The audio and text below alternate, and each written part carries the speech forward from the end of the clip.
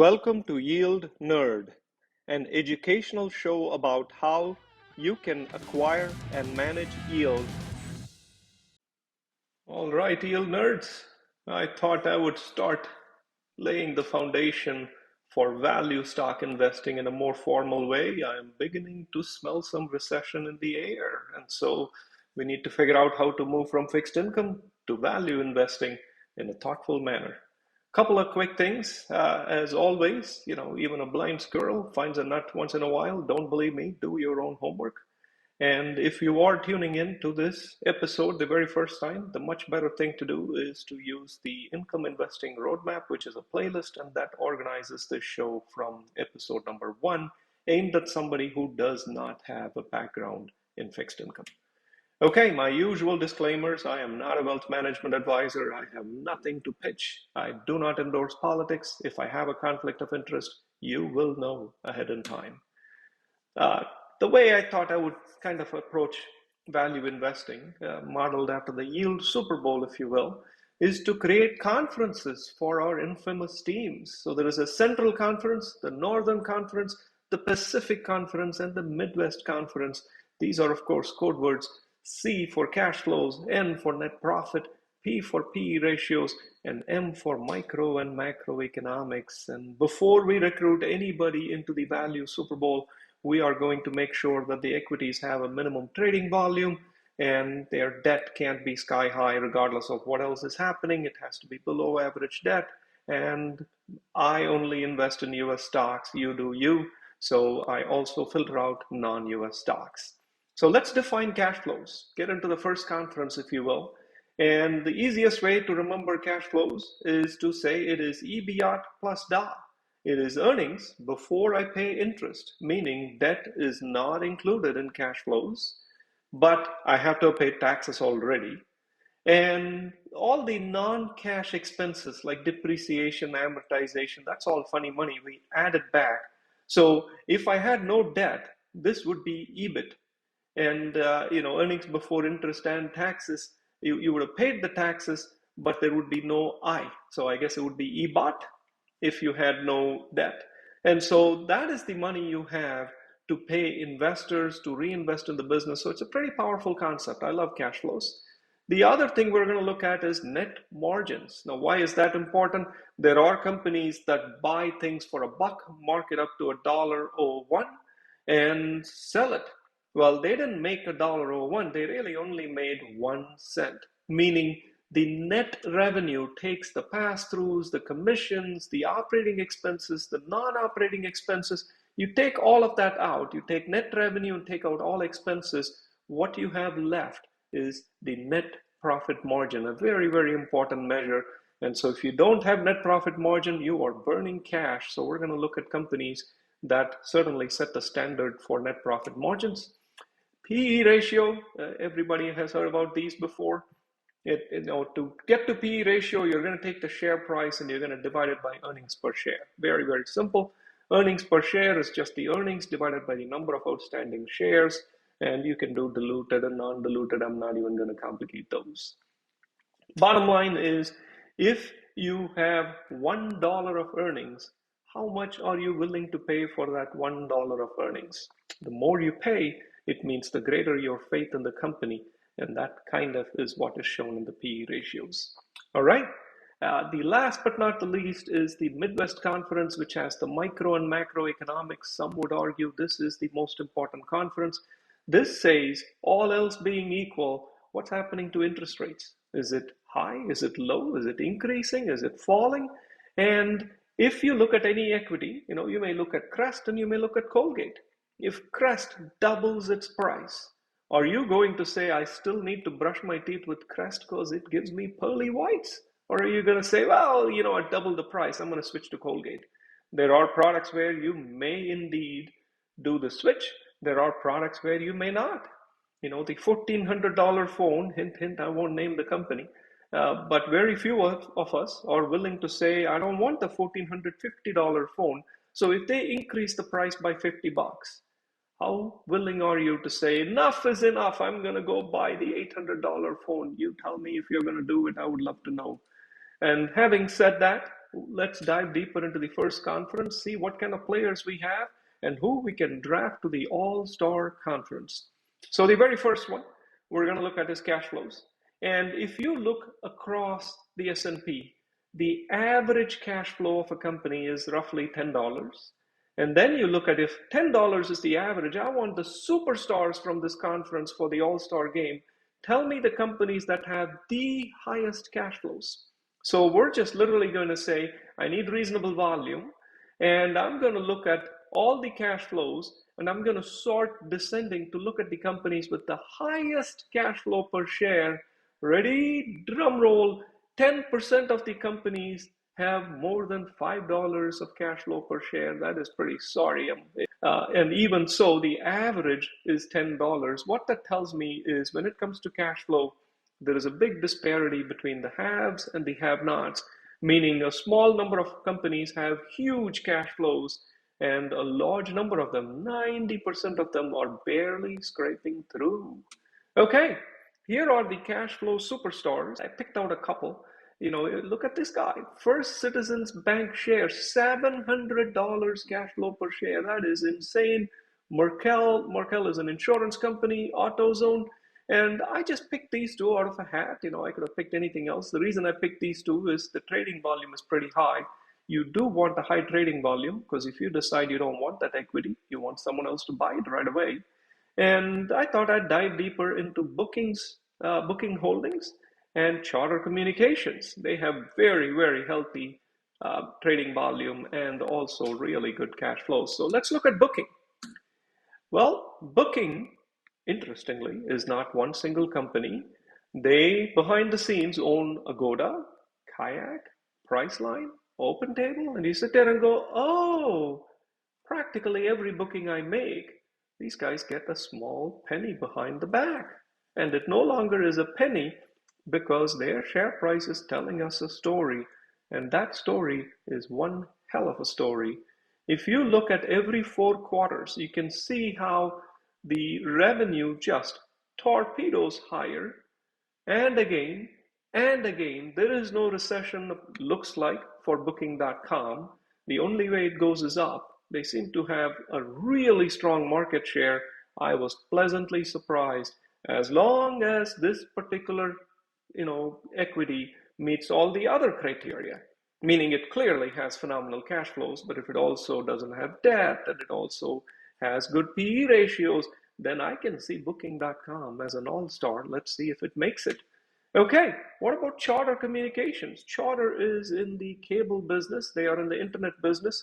And as you can tell, they are primarily a residential service entity in the Northeast.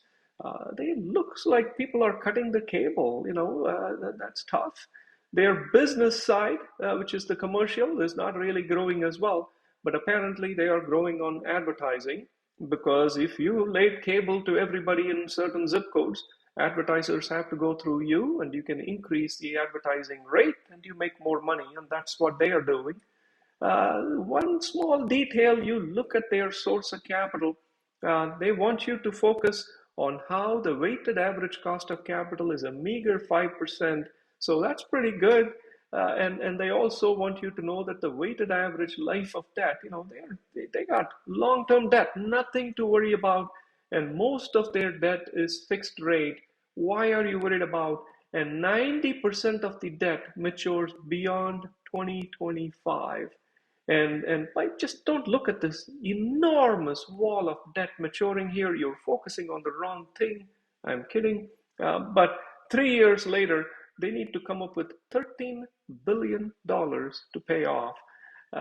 You do you. If you own Charter, I would love to hear your thesis of why you think that's a good company. Oh, by the way, earlier today, they also asked for another $2 billion. So not exactly my cup of tea, but hey, what do I know? Let's move on to the northern net margins. If net margins were the only predictor, then we would say I want an average of 12.8% net margin, but maybe there are companies that are superstars in net margin. Let's see who they are. I'm just going to pick all the companies and sort them descending, and once again you can see that 80% of the companies have a net profit margin less than 5%. That is shocking. If 80% are barely scraping it through and the average is 12.3, once again, the difference between the haves and the have-nots is enormous. So be careful, is what this says. Let's dive deeper and we're going to look at the leaderboard of only net profit margin. Remember, the average is 12 something percent. Whoa, whoa, whoa, look at this. 4,200% margins. They spit in a cup and sell it for $1 million. That's how high the net margin is. And so these kinds of numbers intrigue me. I look at this thing trades 5 million in the last 10 days and the net margin is insanely high. And I go, I got to find out what this company is about. So I started diving deeper into D-Lock, and I can see why this is an incredible company with 80,000% margin or whatever it is. They put cell phone towers, and once you put the tower, you really don't have any expense, and you can sit back and jack up the prices. I see how this works. Wait a second. Their share price is telling us a different story. It seems to have gone under. Oh, wait a second, their shares trade at zero, and once in a while they come to 1/1000th of a cent. So that was garbage. So let me maybe move to the next one. This net profit margin doesn't seem to be saying good stories. There's a lot of aberration. Here is one, 128 million shares trading hands, 400% margin. I'm feeling really good about GBT. What is GBT about? Oh, they are IoT, Internet of Things, and AI. I can see why net margins are high. This thing is so smart. I want to look at it. Wait a second. The shares tell me a really bad story. Oh, another company that hit the dust. So I guess they tried to reverse stock split it to try to increase the price, but nobody was willing to buy it anyway. Yeah, this is not working. So what I'm learning here is using net profit margin and looking at the superstars doesn't really produce anybody for the all-star team. So maybe we'll go look at PE ratios. That's got to give us some real good jewels. So we're going to deep dive only into PE ratios. Remember, the average is 24.59. And it made me kind of step back and ask a few Emperor is Naked questions. What this is saying is for every dollar in earnings, I am willing to pay you $25. That's literally what it says. Give me $1 of earnings today, and I will give you $25. Now, why would anybody do that?